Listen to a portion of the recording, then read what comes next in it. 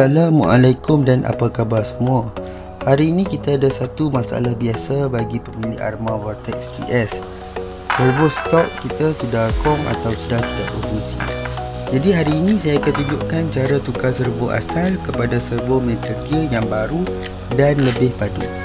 Sebelum kita mulakan, pastikan anda ada pembuka skru hex 1.5mm dan 2.0mm, layar serta telok biru.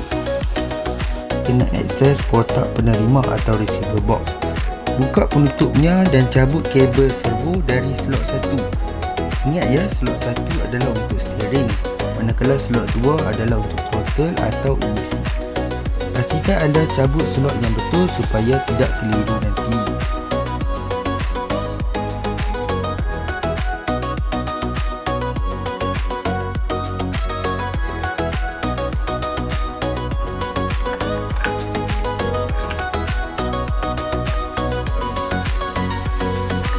Balikkan kereta, anda akan nampak 4 skru di bahagian bawah chassis. Ini adalah skru yang memegang tapak servo atau servo mount. Buka keempat-empat skru ini sedikit untuk keluarkan servo dari ruang chassis yang sempit itu.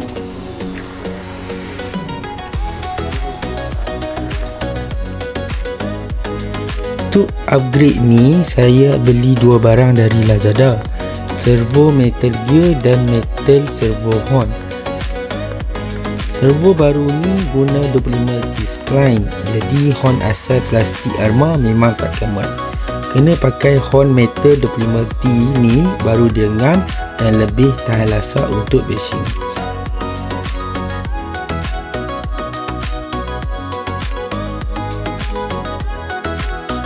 Pasang kabel servo baru dari Lazada ni, jangan pening tengok warna dia je, ikut je susunan ni.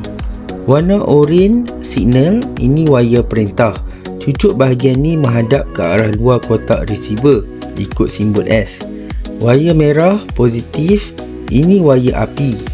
Dia sentiasa duduk kat tengah-tengah, jadi takkan salah. Wire coklat negatif, ini wire ground. Cucuk bahagian ni menghadap ke arah dalam, ikut simbol negatif. Ingat, kalau terbalik, servo takkan jalan. Pastikan oranye kat luar, coklat kat dalam. Jom kita test dulu. Nampak tak? Steering dah berjaya pusing kiri dan kanan dengan lancar semula. Kita kena set EPA dulu supaya servo tak cepat rosak. Sambil tu, korang perasan tak? Saya dah upgrade ke Radio Link RC4 GSV6. Jarak kawalan remote boleh sampai sehingga 400 meter. Jauh beza dengan remote original. Cara setting EPA guna remote ni saya tunjuk dalam video lepas ini. Jadi jangan lupa follow. Kita jumpa lagi.